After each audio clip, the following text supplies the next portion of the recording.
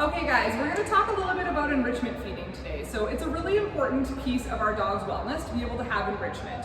And food is one way we can do that. We don't always use food for enrichment, but food is really nice and easy to use because we're already feeding our dogs, most people doing it a couple times a day. So why not just leverage the food that we're already giving them and turn that into some enrichment feeding?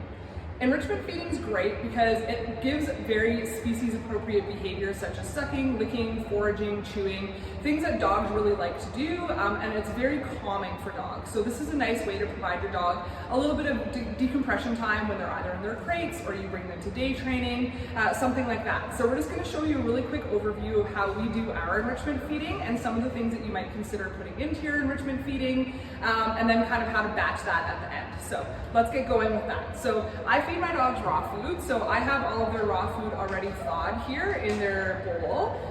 But if you do kibble, you can also use kibble for this. What I like to do is when I use kibble, I put a little bit of hot water in the kibble and let that kind of soak. That way when you freeze it later, the water kind of helps everything stick together when it freezes. Beyond that, I also use sometimes a little bit of like something like smack or like a dehydrated raw or like whatever you want to bougie it up with. So I never recommend ever, bougieing up your dog's bowl when you're feeding them from a bowl. What they get in their bowl is what they get. But when I do enrichment feeding, sometimes I do put some enticing little treats inside the enrichment feeders just to entice the dogs a little bit and give them a little bit of a treat. I do like to stick with sort of all natural type foods in here, so you can use, like raw duck feet or chicken feet or little pieces of chicken necks, dehydrated raw, some extra kibble, different flavors of things. You can also add a little bit of like yogurt or peanut butter in there if you want. But remember that all of those things are gonna add extra calories. So if your dog doesn't need the extra calories, just stick with their meals, okay? From there, you need some enrichment toys. So these are the West Paws. These are really great for dogs who are just learning how to do enrichment feeding. The mouths are quite wide open, so it's really easy for them to get the food out. Something a little bit more challenging for dogs would be these Kongs. I prefer the black Kongs because they're quite durable. I've had these actually for years and years and years. So while it does seem a little bit expensive to buy some of these things out of the gate, they will last a really long time. Once my dogs are done with them, I just throw them in the dishwasher. So they're super easy to care for.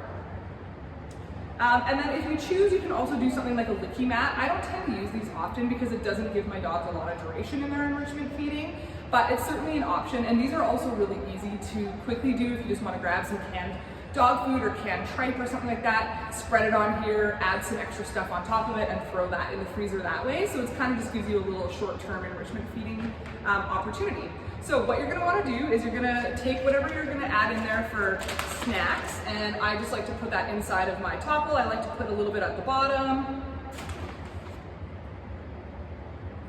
So there's a little bit of extra stuff in there for them. And then what you're going to do is you're just going to scoop out all of the food into the topple.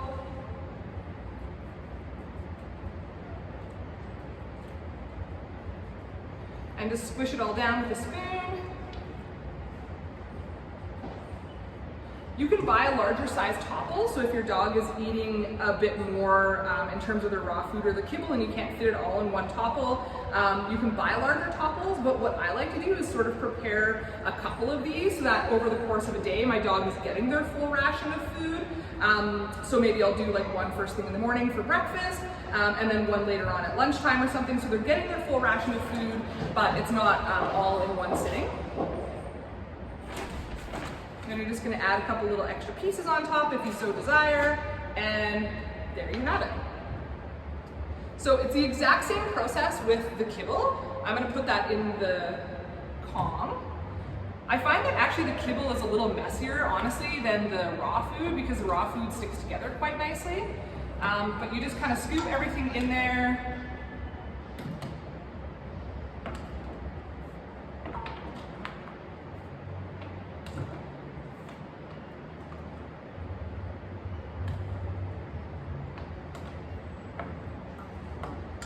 And there you have it, it's all stuffed. So you can also add a little bit of extra on top of the Kongs if you want to as well, just to encourage your dog to eat. The Kongs also, this is a nice opportunity where if you are gonna add some yogurt or peanut butter, I would just put it over the hole to the Kong, and then it would be like that. So you can see it's dripping a little bit. So what I do when I freeze all of this stuff, so it doesn't make a huge mess in my freezer, is I'm gonna batch prepare all of this stuff at the beginning of the week for my dogs. So usually they're gonna get about 1 or 2 of these a day. Then I'm gonna take a cookie sheet or something like that where I'm gonna actually put all of this stuff on top of that.